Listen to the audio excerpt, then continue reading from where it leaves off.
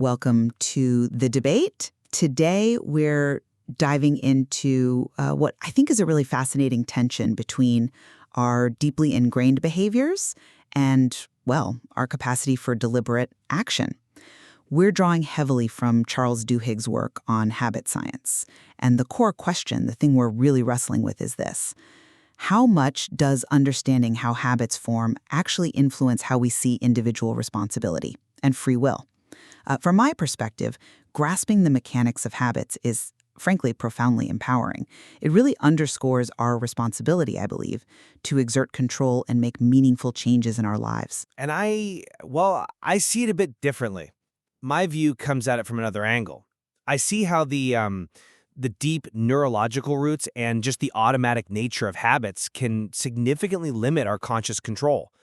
It presents a much more complex and, I'd argue, perhaps a more constrained picture of personal accountability.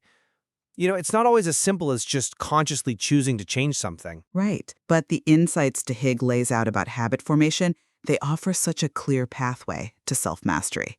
They really reinforce that individual responsibility, I think.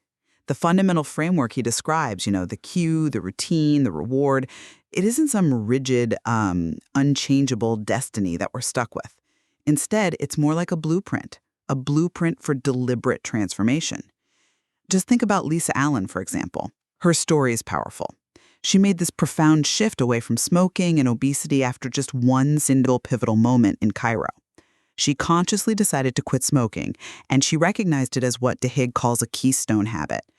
A habit that once you change it, it just radiates outwards, transforming other areas. And this single deliberate decision, it cascaded into overhauling her eating, her exercise, her finances, even her career and relationships. Her story really proves that habits aren't destiny.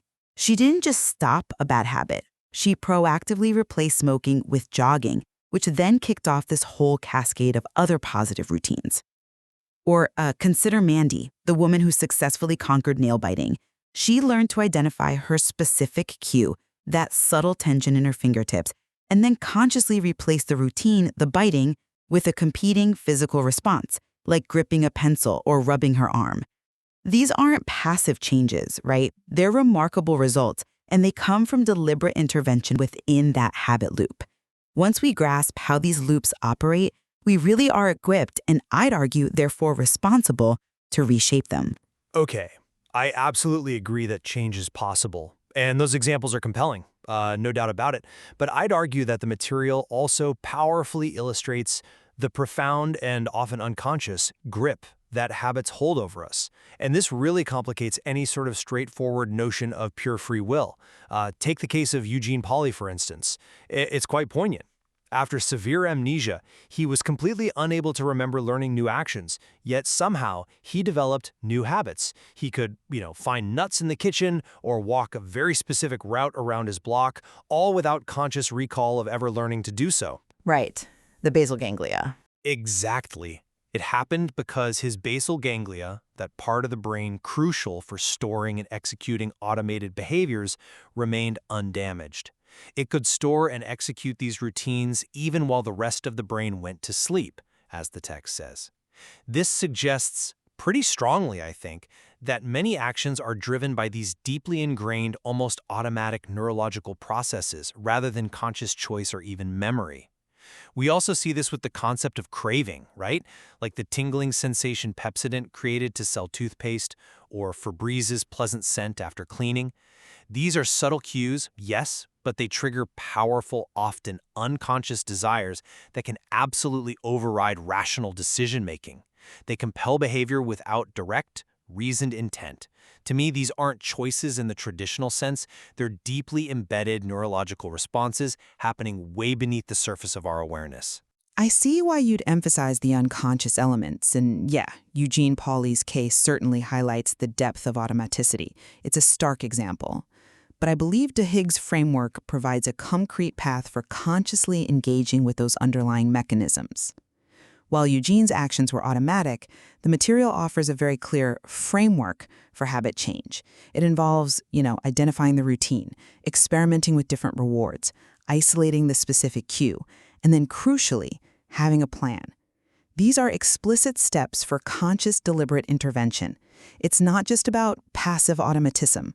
The author states it quite directly, doesn't he? Once you know a habit exists, you have the responsibility to change it. That capacity for critical self-reflection and strategic planning, which is really detailed nicely in the appendix, it empowers individuals to break free from unwanted patterns. It's about exercising our agency, as William James suggested, to choose who we want to be through the disciplined formation of new habits. We aren't simply reactors to our neuroprogramming. We are, I believe, to a significant extent, the architects of our habitual lives. Okay, I hear your point about conscious intervention, and I certainly acknowledge the potential for awareness and deliberate choice. However, I'd argue that the initial awareness you're emphasizing is often far more elusive than we might think, especially when we consider just how much of our daily behavior is so deeply habitual that we barely even recognize it. William James himself, despite the quote you used, also wrote, "All our life so far as it has definite form is but a mass of habits." He recognized the sheer pervasiveness of habit. Consider the example of the park ranger. I think she was in Phoenix. She couldn't detect the overpowering skunk smell in her own home, even though it was obvious to visitors. Her senses had just adapted, become desensitized. Yeah, that's a fair point about adaptation. Right? It shows how deeply ingrained perceptions can be, making that first step of awareness almost impossible in certain contexts. And furthermore, think about how Target, the retailer, could predict a customer's pregnancy based on subtle purchasing patterns, often before the customer consciously acknowledged it themselves, maybe even before they told family. This highlights how many of our behaviors are driven by processes operating far beneath conscious recognition. The brain's incredible effort to conserve mental energy, essentially letting the basal ganglia, that automatic habit processor, take over. Well, it means that many choices feel like reasoned thought, but are in fact just the automatic execution of habit loops. That's a compelling argument about the elusiveness of awareness. I grant you that. But let's consider that willpower itself isn't just some fixed, innate trait.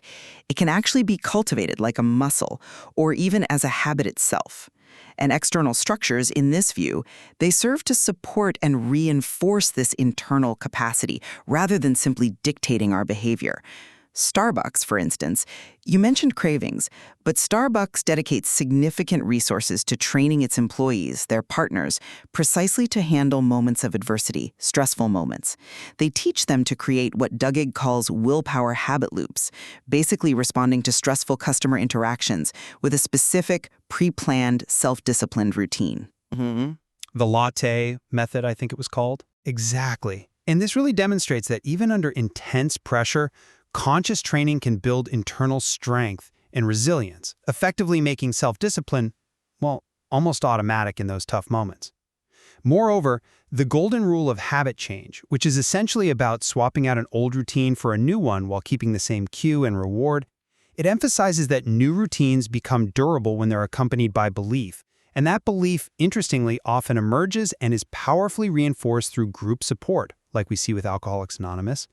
These examples suggest that while habits are deeply ingrained, yes, a supportive environment can significantly bolster an individual's conscious will to change their routine, not just replace it with another externally imposed one. It bolsters the internal drive. Okay, well, while I appreciate that perspective on cultivating willpower, I'd actually argue that the very examples you cite, like Starbucks' really extensive training programs, they actually illustrate that willpower often needs to be, shall we say, engineered and rigorously supported externally.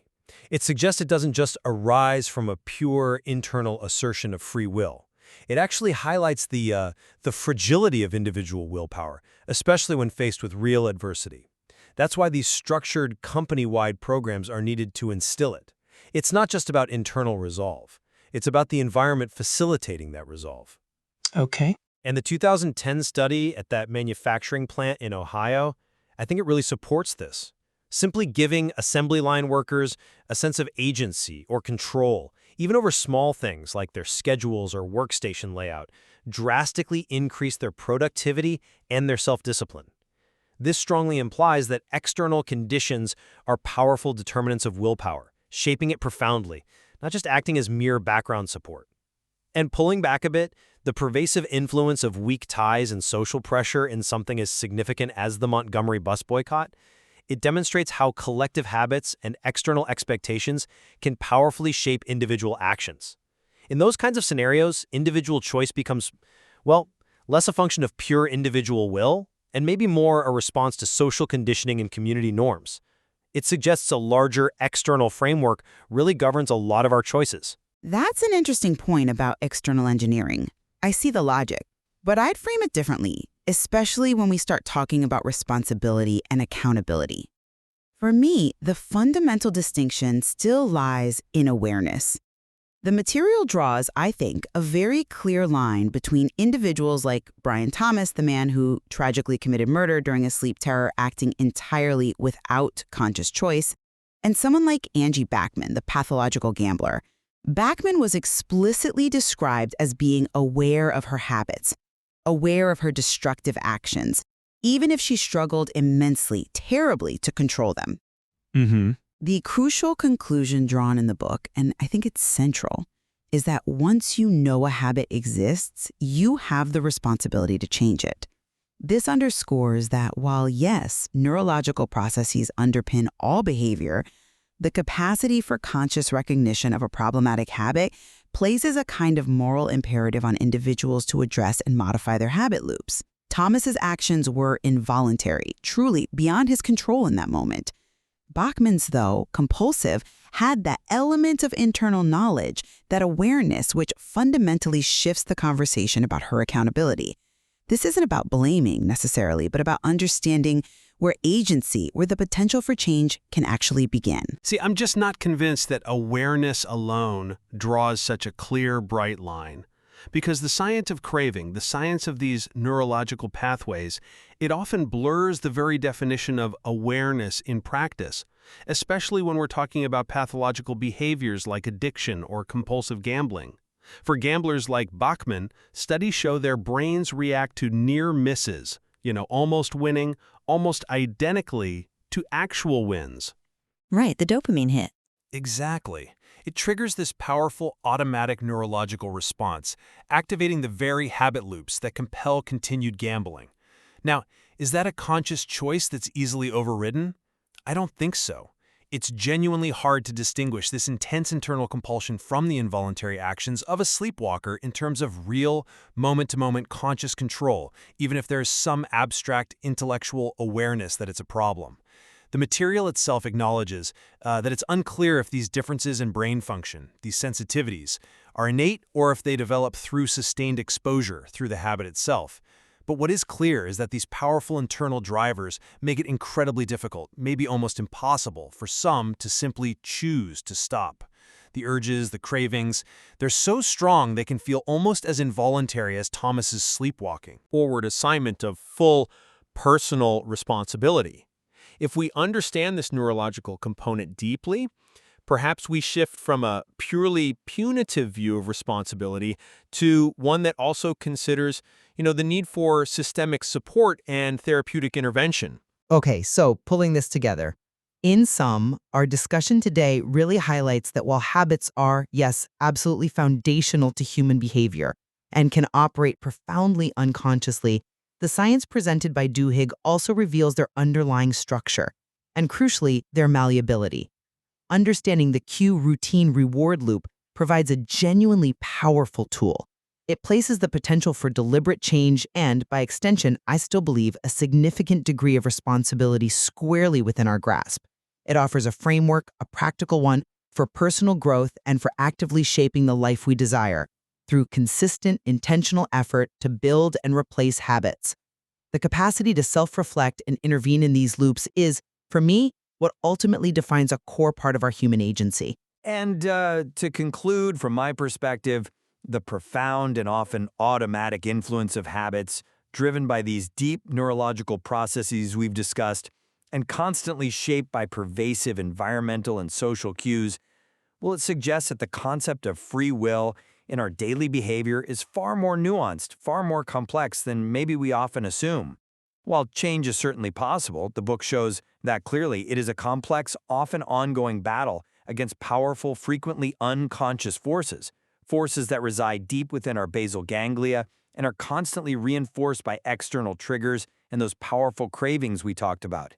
The ease with which old habits can resurface, especially under stress, and the subtle ways cravings dictate behavior, they powerfully remind us that our actions are frequently less about pure, conscious choice and more about the deeply ingrained patterns that have taken root over time. Yeah, I think our conversation today really underscores that fascinating tension, doesn't it, between the automaticity of habits and the human capacity for intentional action. Absolutely. It leaves us to ponder the intricate balance between our neurological programming and our personal agency. It suggests that while the power of habit is undeniable, the journey to understanding and potentially reshaping it is a continuous reflective process, one that's inherent in the material itself. Definitely, there is certainly much more to explore in this compelling intersection of neuroscience and human behavior.